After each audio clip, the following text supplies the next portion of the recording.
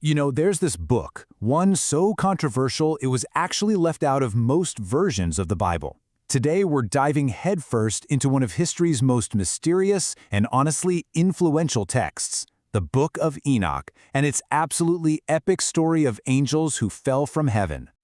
Right from the start, the book hits you with this chilling line. It immediately sets the stage. The author, Enoch, is basically saying his vision wasn't even for the people of his time. Nope, it was a prophecy sealed away for a generation in the distant future. A generation that, well, a lot of people think could be us. So who was this guy, Enoch? According to this ancient text, he was this incredibly righteous man, the seventh generation from Adam.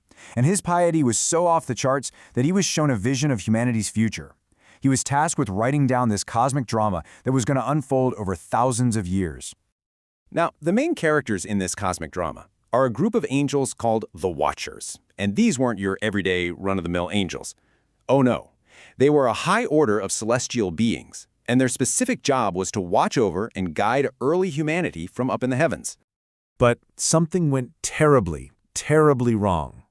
The Book of Enoch tells us that a group of these watchers, while looking down on Earth, became totally consumed with lust for human women, and they made a decision. They were going to abandon their heavenly duties and take wives for themselves. And listen, this was no small rebellion. We're not talking about one or two rogue angels. The book says 200 of these powerful beings came down together. They descended onto the top of Mount Hermon, which, by the way, is a real place you can find on the border of Syria and Lebanon, to kickstart their plan. Their leader, an angel named Simjaza, was worried they might get cold feet. So he made them all swear a binding oath, a pact, to go through with what they all knew was a great sin. They weren't just falling from grace, they were taking a running leap, fully knowing what the consequences would be. And their sin went way beyond just lust. This is where it gets really wild. The Watchers brought down forbidden knowledge. One angel, Azazel, taught humans how to make weapons, swords, knives, shields. Others revealed the secrets of magic, astrology, even how to make makeup. They basically corrupted humanity by giving us secrets we were never supposed to have. So what happens when divine beings and mortal women have children? Well, the result was a total catastrophe. Their kids, they weren't human.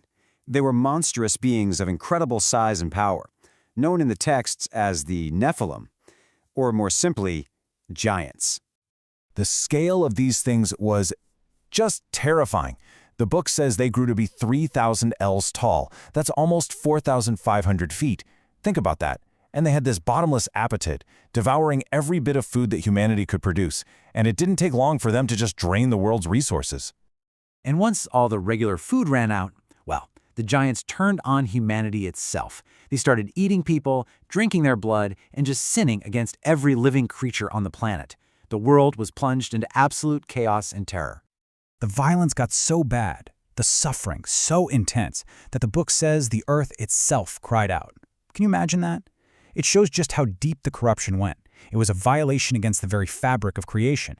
And you better believe that cry did not go unheard. The lawlessness, the bloodshed, all of it reached the highest levels of heaven. And the time for judgment had finally come. 4 of the great archangels, Michael, Uriel, Raphael, and Gabriel, they looked down from the heavens, they saw all the blood, they heard the cries, and they basically acted as divine prosecutors, bringing humanity's case right before God. And the judgment? It was swift. It was absolute. God's verdict was this 4-part master plan to clean house. First, the great flood would wipe the slate clean, saving only Noah and his family. Then came the punishments, each one tailored to the crime. Azazel, the ringleader, was thrown into eternal darkness. His 200 followers were imprisoned deep within the earth. And finally, in a perfect stroke of cosmic irony, their monstrous kids, the giants, were made to turn on each other, destroying themselves in a massive battle. But being trapped under the earth for thousands of years, that wasn't the end of the road for the Watchers. Oh no, that was just a temporary holding cell, a warm-up for a much more permanent and terrifying fate. Yeah, that whole 70-generation sentence was just a prelude. The Book of Enoch makes it crystal clear that at the end of days, these fallen angels will be dragged out for one last, ultimate reckoning. And their final destination? an abyss of fire, a permanent prison with no chance of escape.